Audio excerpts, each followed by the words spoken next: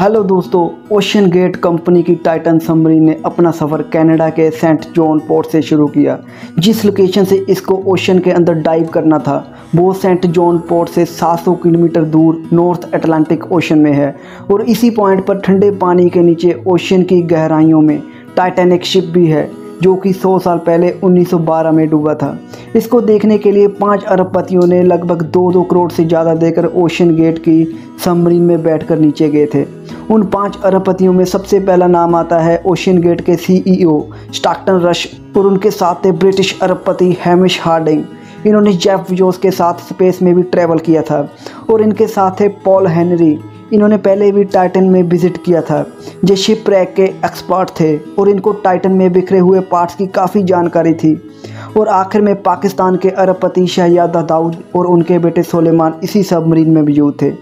ये 5 अरबपति 18 जून सुबह के 9:30 बजे टाइटैनिक शिप के रैक को देखने के लिए समुद्र की गहराइयों में गए थे, क्योंकि टाइटैनिक शिप का मलबा 3810 मीटर नीचे है। यह सबमरीन पानी के नीचे जाने का सफ़र शुरू करती है।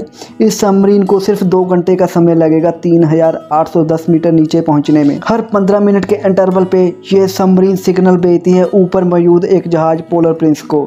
यही एक कम्युनिकेशन का जरिया है बाहर की दुनिया से। उस दिन सबमरीन को पानी के अंदर गए हुए 2.25 घंटे ही हुए थे कि सबमरीन का सिग्नल टूट जाता है।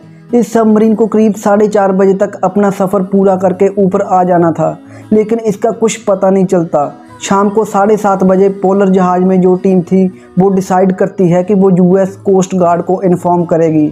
यहाँ से शुरुआत होती है दोस्तों सबमरीन को खोजने की। एक ज़बरदस्त रेस्क्यू ऑपरेशन होता है सबमरीन को ढूंढने का। इसको ढूंढने के लिए हवाई जहाज, शिप्स और रोबोट व्हीकल का भी इस्तेमाल किया जाता है।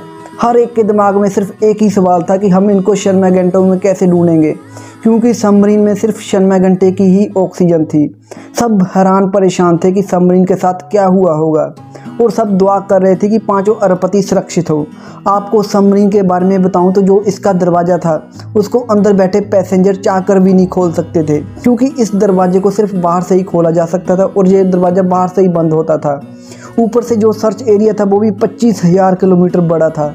इतने एरिया में एक बैंक जितनी सबमरीन को ढूंढना बहुत बड़ा चैलेंज था।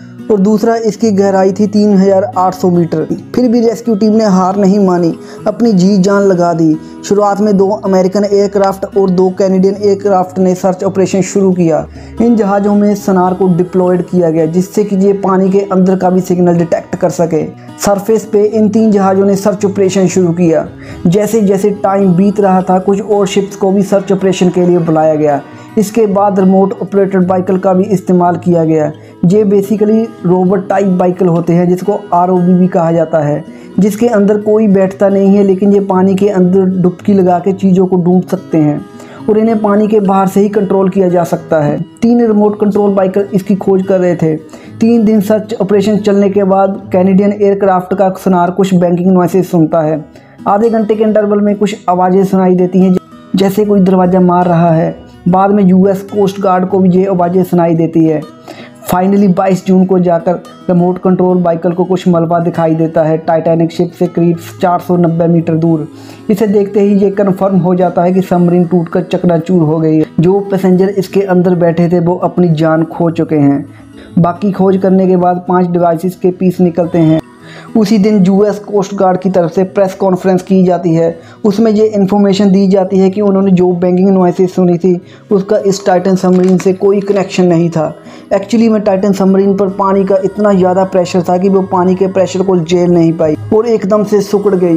इसको सिकुड़ने में सिर्फ 1 मिली सेकेंड लगा। इसका मतलब है जो लोग इसके अंदर बैठे थे वो पल झपकते ही मारे गए। उनको इस बात का अंदाज़ा भी नहीं हुआ।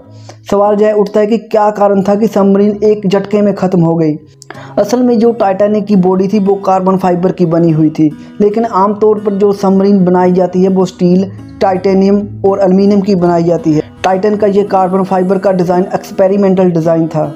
सबमरीन की नष्ट होने की मेन वजह तो कार्बन फाइबर ही बताई जा रही है और अब सर्च ऑपरेशन की टीम इसके मलबे को बाहर निकालने की कोशिश कर रही है ताकि पता किया जा सके कि टाइटन सबमरीन कैसे ख़त्म हो गई।